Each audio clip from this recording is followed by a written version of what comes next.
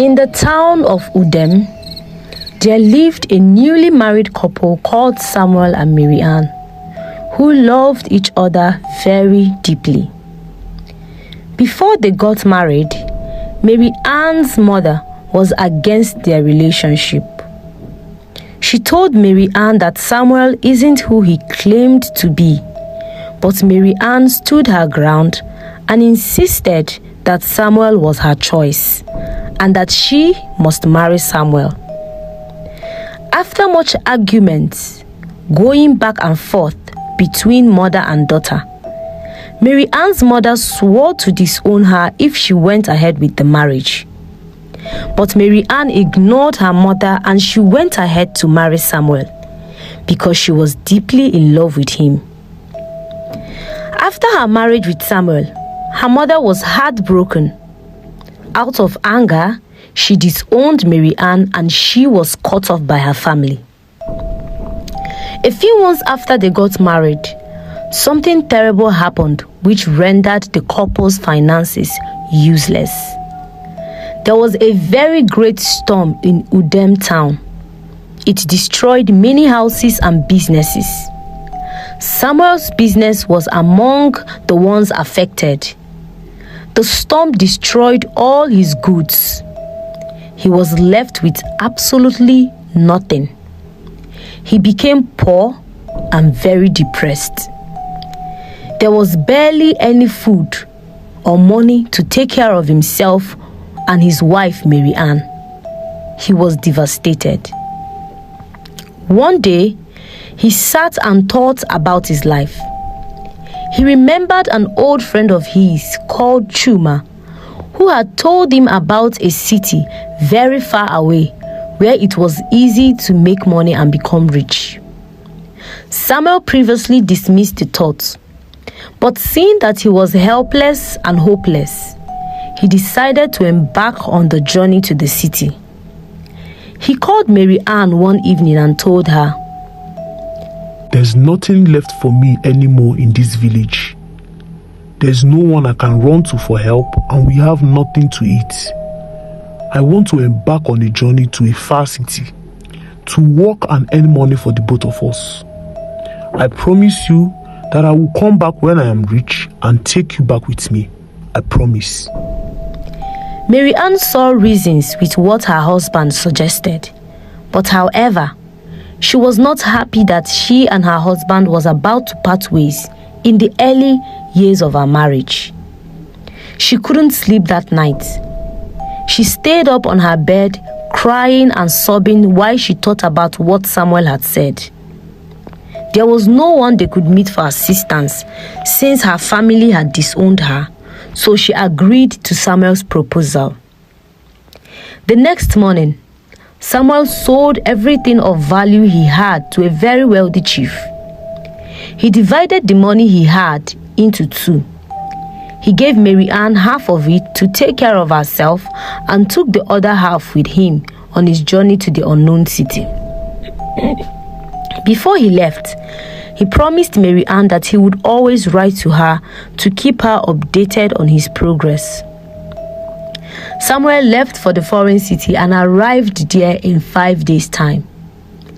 The name of the city was Fioke. And compared to Udem, where Samuel came from, Fioke was a very developed city with a lot of opportunities. It didn't take long before Samuel got a job as a laborer for a very wealthy woman known as Helen. His job was to wash her cars and clean her mansion. Helen was the only daughter of a very wealthy businessman who suddenly fell ill and died shortly after. After her father's death, she took over her father's empire and became one of the wealthiest women in Fioke town. As soon as Samuel could, he wrote to Mary Ann to inform her that he had acquired a job with a good pay. Samuel assured her that everything would be fine and pleaded with her to be patient with him. Meanwhile, a certain trader in Udem called Emeka had his eyes on Mary Ann. Immediately Samuel left for Fioke city. Emeka started going after his wife, Mary Ann, trying his best to win her heart, but Mary Ann insisted that she would be faithful to Samuel. Samuel continued working for Helen, and unlike other laborers, he was exceptional. He worked with passion and vigor. Helen observed that Samuel was very hardworking and invited him for dinner. Samuel accepted her invitation and went to her house that evening. When he got there were all sorts of dishes neatly prepared and arranged on the dining table like a feast. Helen wore a very beautiful robe and applied the right makeup. And when Samuel saw her, he was captivated by her beauty. Helen said to him, "I noticed how diligent you are compared to the other workers. I am impressed." Samuel smiled at her compliments. Then he replied, "Thank you so much, Miss Helen. I was taught to always put in my best no matter what." "I wish I had a man like you in my life. We both know I'm single, and managing my father's empire can be a burden at times. Unlike most men in the UK who are lazy and cunning, you are quite different." Samuel was surprised at how straightforward she was. He instantly decided to take undue advantage of her vulnerability and become her husband. He walked over to where Helen sat, and to Helen's surprise, he kissed her passionately.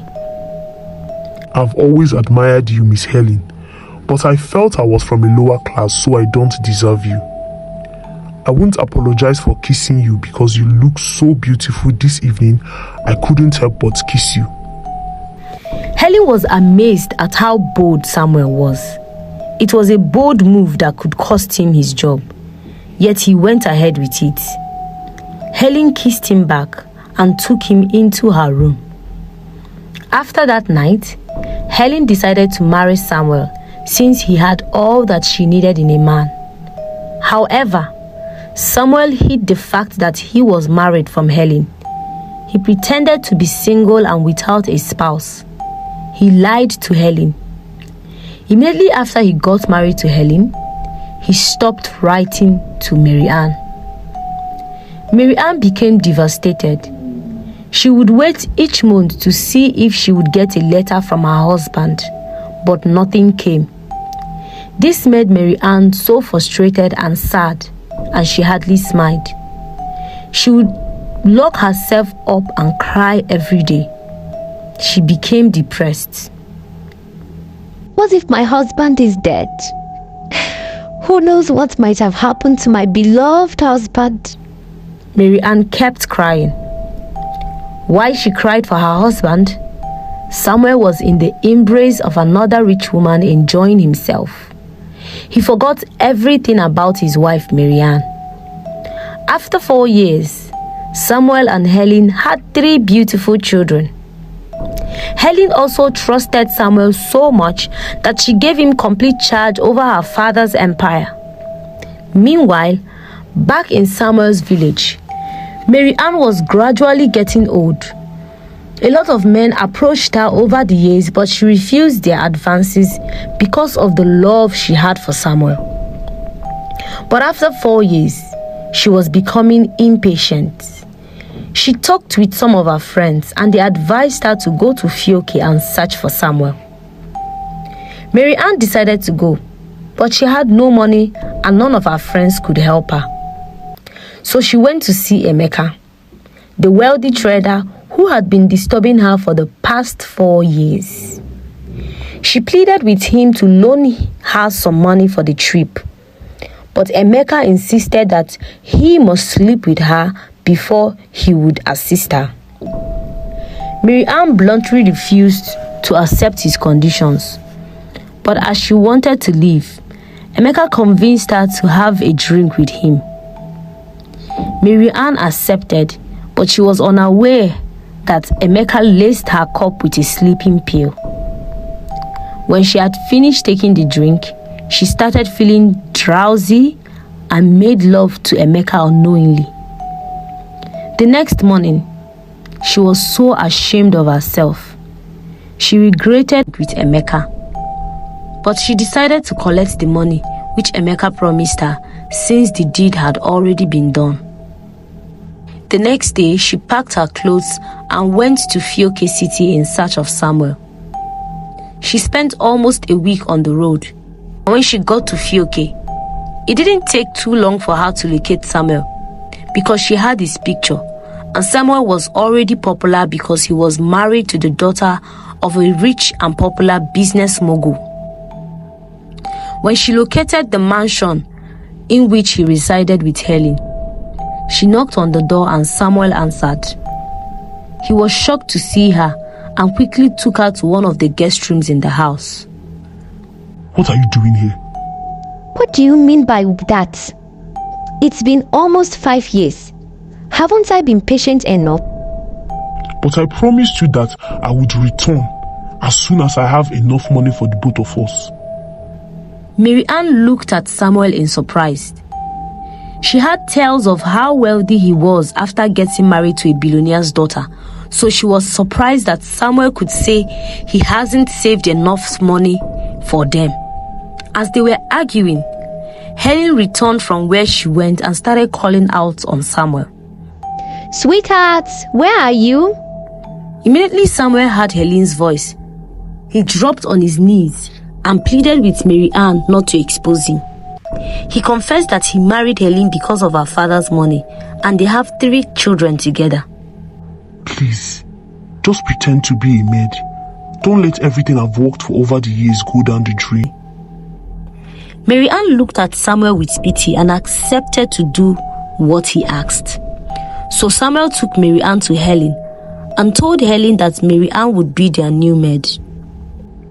I saw her looking for a job on the streets, and I instantly recognized her from my town. Please, let's take her in and employ her as our maid. Helen completely trusted Samuel, so she welcomed Mary Ann and gave her the job. Mary Ann watched in pain as Helen kissed Samuel, her husband, and took him inside her room. But she couldn't do anything, so she endured. In the weeks that followed, Mary Ann worked as a maid in her husband's home, pretending to be a nobody. However, every night, Samuel would sneak from his matrimonial bed into Mary Ann's room to sleep with her, while Helen could lie on her bed, sleeping peacefully. This continued for several weeks, until one day, Mary Ann was preparing dinner and fell asleep. By the time she woke up, the whole house was filled with smoke and the food was badly burnt. Helen got very upset and slapped Mary Ann out of rage. You're only here because my sweetheart begged me to let you stay. Because if you make one more silly mistake, I'll send you back to the bush you came from. Mary Ann was deeply hurt. She wanted to talk back to Helen and tell her that Samuel belonged to her. But she remembered Samuel's pleas and kept quiet. She was tired of the humiliation and pains she went through while at Helen's house. So Mary Ann went to her room and started packing her clothes. While she was packing, Samuel returned from work and entered Mary Ann's room. He was shocked to see her packing. What are you doing? What's the matter? I have endured enough from you and your mistress. You are in charge of her finances. If you truly love me, then leave it all behind and follow me back to Udem. But Samuel couldn't leave Helen and his kids. It started out as a plan, but after 3 kids, it became real for Samuel. With Helen, he could buy and have whatever he wished. So why would he let go of all of this and return to Udem with Mary Ann to start life afresh? Please, give me 3 more years. Just endure for 3 years and we'll go back to Udem. I promise you. Before Samuel would finish his statement, Mary Ann rushed into the restroom and threw up. She washed her mouth and returned to Samuel, but she ran back again into the restroom and vomited. This got them worried, so Samuel took her to the hospital. Congratulations, she's pregnant. The pregnancy is 3 months old, I would recommend you give her lots of rest because this is her first pregnancy. Samuel couldn't believe his ears. How could Mary Ann be pregnant? She hasn't stayed in Fioke for up to 3 months, and he didn't start sleeping with her until 2 months ago. Mary Ann knew instantly that Emeka was the father of her baby, and she kept quiet. How can you be pregnant? How can you be 3 months pregnant? Samuel questioned her in anger when they got home. He was angry and furious, and he started calling Mary Ann all sorts of names. You are very ungrateful and unkind. I'm here suffering because of you, but you are shamelessly sleeping with all the men back in Udem. Mary Ann equally got deeply offended and screamed back at Samuel. Ungrateful? You left me your wife for 4 good years. You stopped writing to me after the first 6 months. You stopped sending money. You got happily married to another woman and had beautiful kids while I remained in Udem, fading away like a flower. Yet you call me ungrateful and kind. Samuel instantly realized his wrongs. He realized he was the one at fault, but he felt too proud to apologize to Mary Ann. Instead, he allowed his ego to dictate his decisions. Then leave, you ungrateful woman. Leave this house and return to Udem. I am no longer interested in you. I have a better life now. I don't need you anymore. But unknown to Samuel, Helen didn't go to the office that day. As they argued with each other, Helen stood behind the door, listening to all they were saying.